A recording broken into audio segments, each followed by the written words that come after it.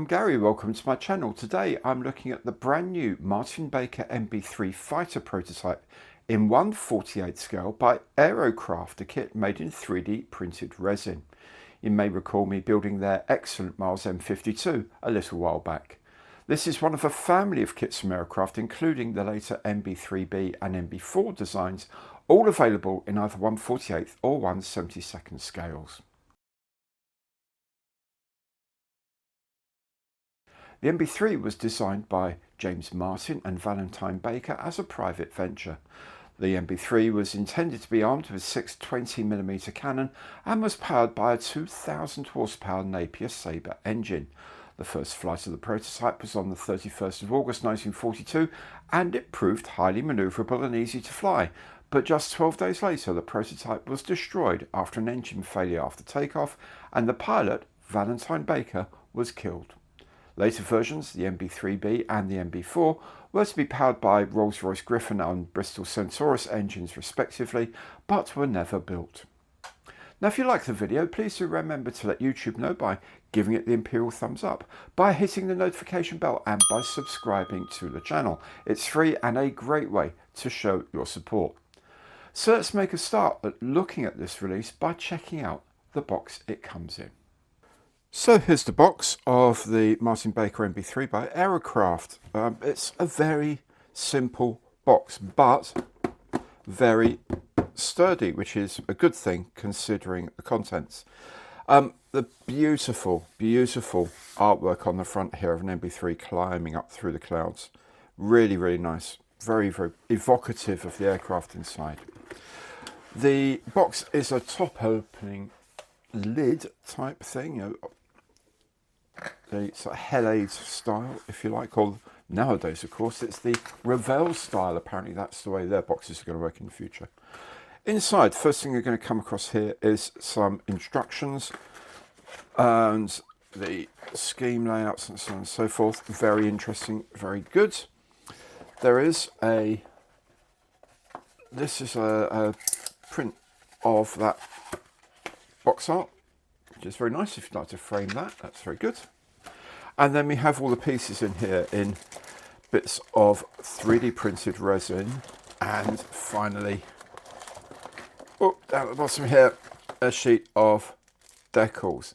Okay, let's have a look at all these different bits in a bit more detail. So the first thing that's really going to strike you is the 3D printed fuselage. And here it is with all of the support framing on it. All of this obviously is going to come off. In my experience of doing the Mars M52 recently, this will not be an issue. It will be relatively straightforward and there will be very little cleanup to do, but we'll cover that when we come to it. The next thing we'll find are the wings.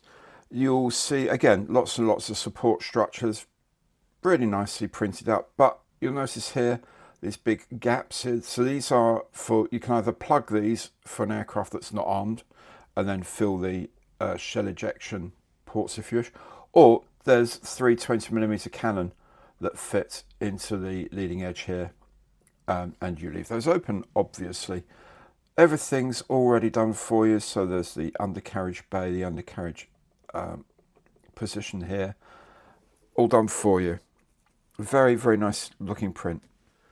All of the rest of the parts here are, of course, 3D printed as well. Now, a lot of them are individual prints. A lot of them are joint prints on other things for, you know, the efficiency of running the printer, presumably. So we have two rudders here. One has a hook in case you want to make it a naval prototype. And then you have a plain rudder as well. You have the horizontal stabilizers here and the ailerons. On these two, you have the 20mm cannon setting or the blank setting for each respective side port and starboard. This is a part of the rear bulkhead of the cockpit. This is a cockpit section itself. Here we have the instrument panel, the engine cover, some undercarriage doors here and here, the inlet for the, I guess, the carburetor air inlet here, more gear doors. And then we have a 3-bladed propeller with the boss and backing plate, seats with or without straps, which is a nice option, And the tyres, you can either have smooth or treaded tyres as well. And there's the exhaust stacks. So all of these things, all 3D printed, all ready for you. There's going to be some cleanup to do, but you know what? It's not that bad, I promise you. Another thing that's printed, and you'll notice it's printed in different colour, are the undercarriage legs and the hubs for the wheels. That's because these are printed in a stronger, more sort of resilient plastic to take the weight of the aircraft so they don't bend under the weight of the aircraft, even though they're relatively spindly looking things. So these are sort of high strength components that are harder to work with slightly because you need to be a bit more careful with them. They're slightly more brittle, but they will take the weight of the aircraft when it's made. There's also this sort of cage of parts here.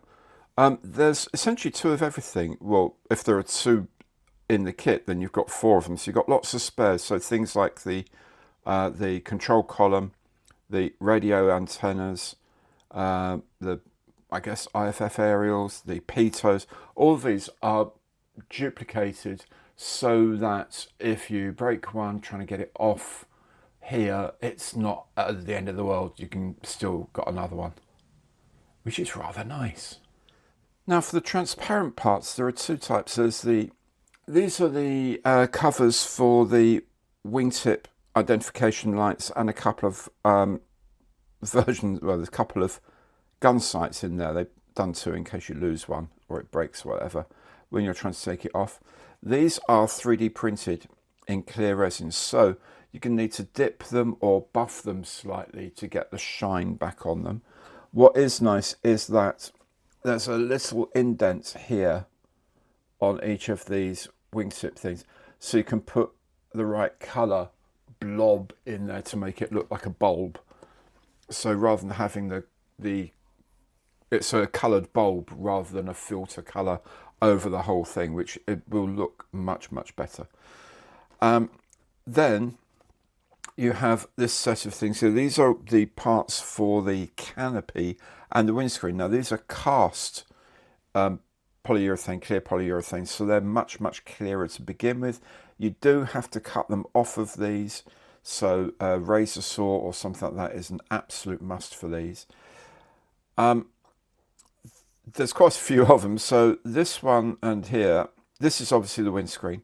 This is for the closed canopy, and these 2 are for the open canopy. So this part is a slightly larger version of this, so it will slide over the rear canopy part and leave you with a fully open canopy, should you wish it, or you can just do a closed canopy like that. And no matter what type of canopy you're using, there's a paint mask for a masking set for it, so that's really useful.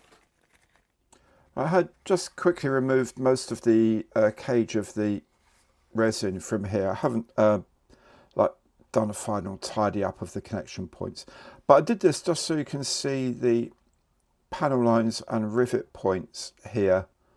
They're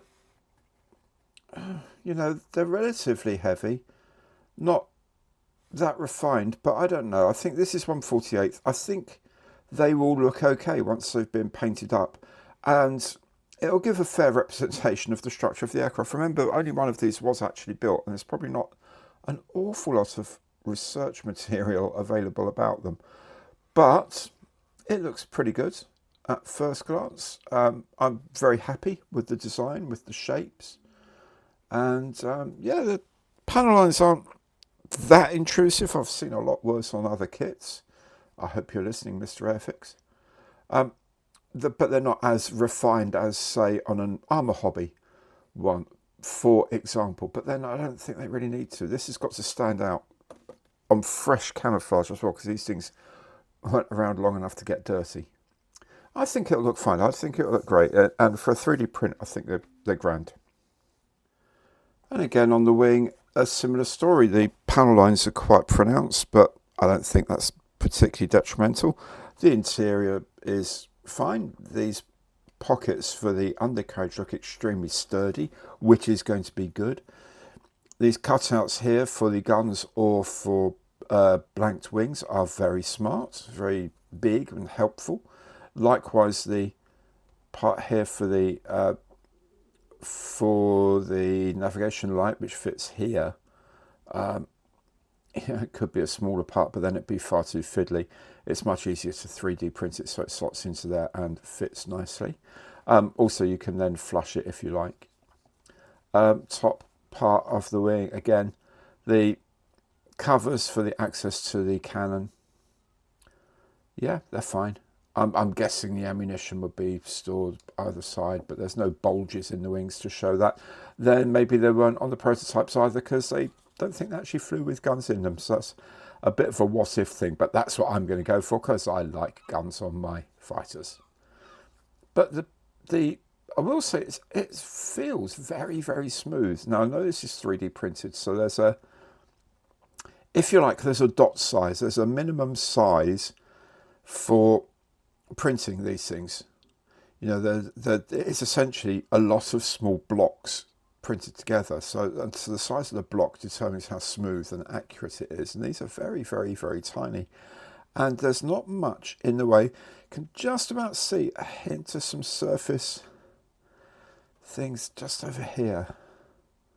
I don't know, but you can't feel them with your hands, with your fingers. And it could just be that that's where the plastic is quite thin for the build. I don't know. That does look a little bit more like a production thing. But you know, again, with a 1000 grit, maybe we'll try that first. 1000 grit, wet and dry paper with water.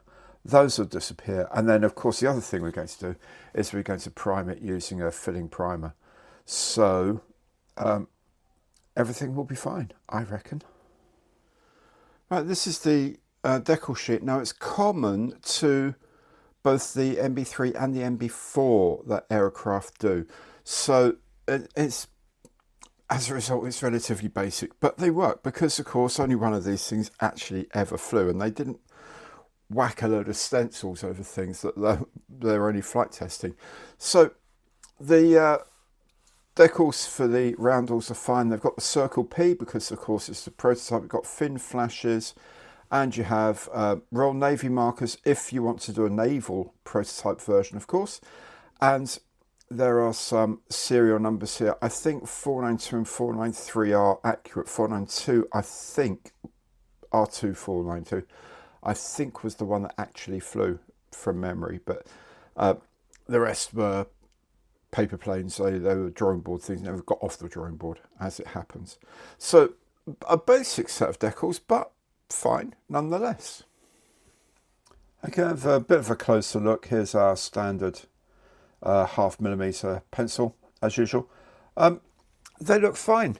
They look good. These are printed onto the sheets, so there's no sort of edge of carrier film here. You actually have to cut it quite close to there because the carrier film is across the whole sheet.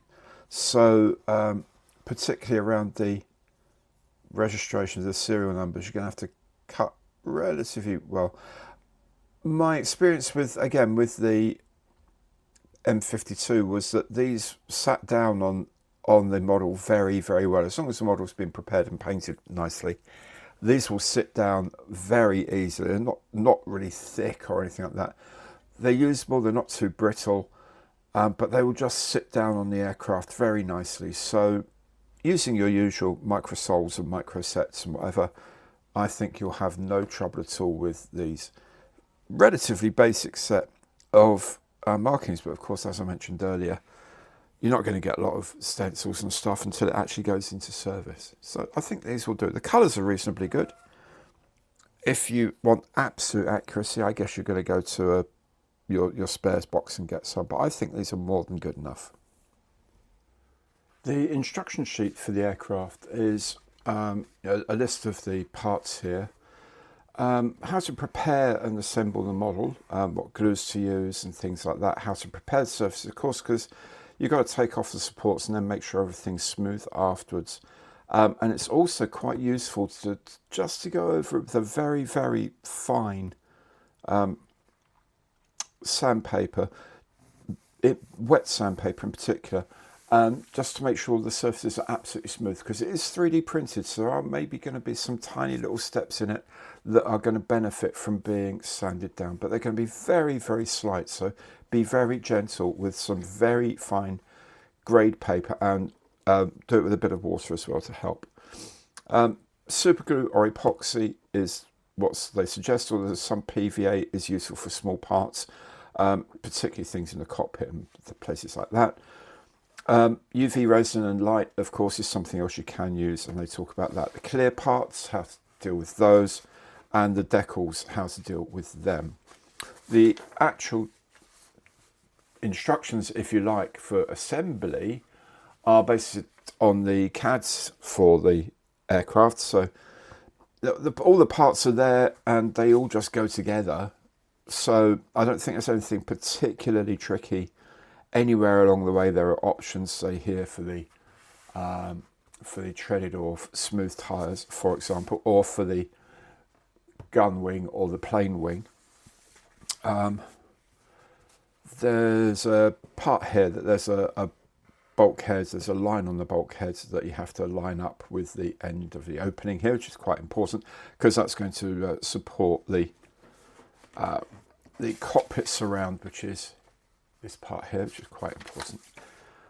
Other than that, everything's very straightforward. The little diagram to show how the undercarriage sits into its receptor areas, so about here, and how the very small actuator fits on that inner undercarriage door.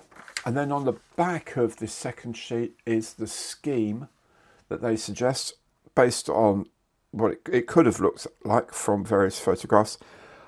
I think, generally speaking, yes, it's going to be dark green and ocean grey, and I would just go for whatever sort of layout of camouflage, only because there are some inconsistencies here. Like you can see here, either side of the cockpit is grey. On this side view, it's green. So I would just do how you feel. The cockpit, the camouflage should be laid out. I don't imagine there was actually a formal standardized MB3 camouflage, because it didn't reach that sort of level of service. Underside is going to be in RF trainer yellow. Interestingly, the colour does wrap around the edges of the wing, like the leading edge and the end of the wing, so that's quite cool. But it does look a beautiful thing. I really like. I love the Razorback, just because I do. But I think it's a very smart aircraft, and I think it's going to make a very interesting kit.